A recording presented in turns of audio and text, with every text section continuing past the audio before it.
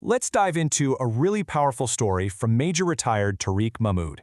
It's about a single night, one night, that would completely change how he thought about leadership, about failure, and about what discipline really, truly means.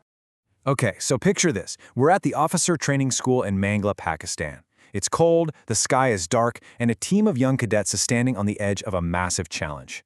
They were about to be tested in a way that would push them right to their breaking point, and it would all end in a way that not a single one of them could have ever seen coming.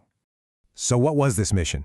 It was a nighttime navigation exercise, and for Major Retired Tariq Mahmoud and his team of 10 cadets, this was way more than just a training drill. No, this was a rite of passage, a journey into a rugged, unforgiving wilderness that was designed to test every single thing they'd learned. On paper, the task seemed pretty straightforward, right? You get your coordinates, you use a map and a compass, and you march through the dark to 4 different checkpoints. Simple. But in reality, it was a brutal test of their physical endurance, their mental toughness, and their ability to work as a team, especially when things started to go south. At first, everything went perfectly. They hit the first 3 checkpoints without a problem, and you can just imagine their confidence building with every step. But that early success? It was just setting them up. The night was about to take a very, very different turn.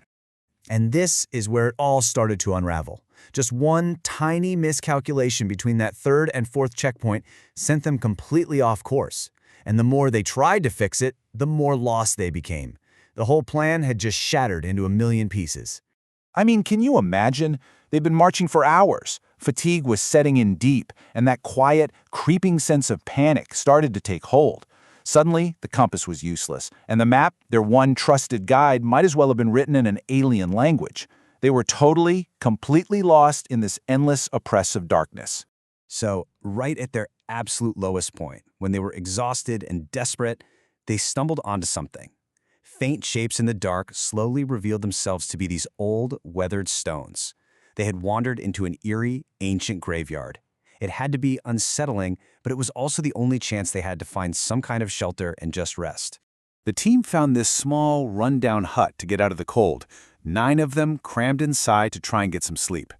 But Major Mahmoud, he felt that weight of responsibility. So he did what a leader does. He volunteered to stay outside and stand watch. And that one decision, well, it would lead to the most important moment of the entire night. The night was quiet, cold, and his body was just done. He found a small ditch, a trench that kind of felt like a grave to get a little bit of warmth. But his eyes got heavy, and despite all his best intentions, pure physical exhaustion just took over. He fell asleep. On duty. And then boom, he's jolted awake by a blinding light. An intense flashlight beam is just cutting through the dark, pinning him right where he is. A figure was standing over him, and his heart just starts pounding with that sudden, awful realization. He'd been caught. And the voice that came with that light? It was his platoon commander, Captain Ali. Those words just hit him like a ton of bricks. In front of his whole team, his failure was completely exposed. There was no excuse, nowhere to hide. Just the raw, humiliating shame of being found asleep in a grave when he was supposed to be protecting his men.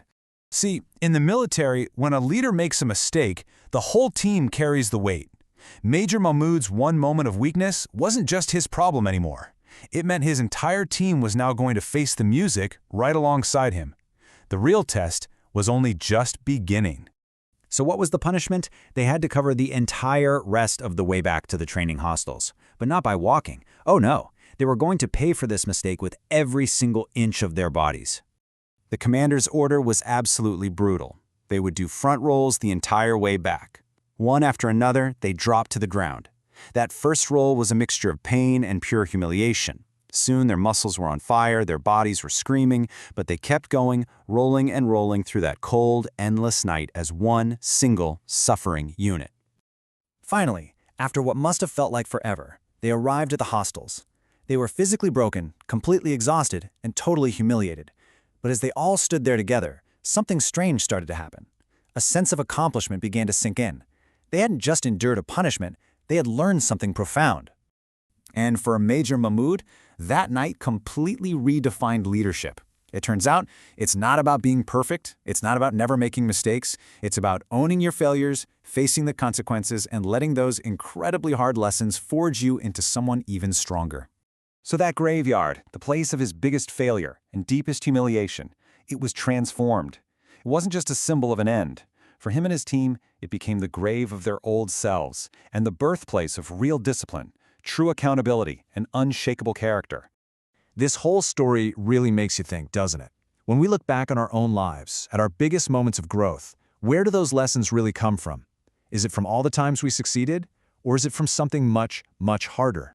And as Major retired Tariq Mahmoud says himself, our greatest lessons are often forged in the fire of our worst failures. It's those moments, the ones we wish we could just forget, that ultimately define who we are and shape us into the people we're meant to become.